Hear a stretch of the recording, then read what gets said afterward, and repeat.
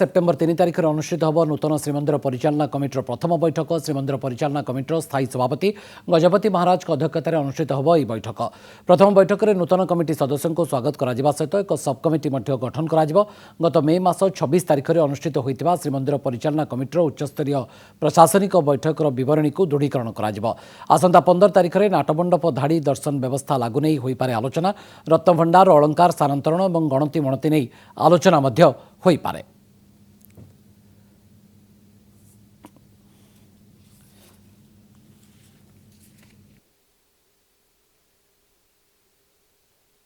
प्रथमे सब कमिटी गुड़िक जो सदस्य मान चयन करा अधिकारी मान रही आलोचना करा सहित विभिन्न जो प्रसंग रही से भक्त मानकर दर्शन सबुठु बड़ आमर कर्तव्य है जे महाप्रभुंर नीतिकांति श्रृंखलित भाव में किभली हम ता सहित जिते भी भक्त श्रद्धालु आसुँच दर्शन किभली भाव में श्रृंखलित हम तापर विस्तृत भाव में आलोचना जेहेतु विगत दिन मानक आमर आलोचना होती नाटमंडप जो धाड़ी दर्शन व्यवस्था बा वातानुकूलित व्यवस्था एवं जो माने दिव्यांग भक्त आसुँच किभली भाव में सुगम हम व्यवस्था दर्शन व्यवस्था यही सबू प्रसंग उपर आलोचना करा।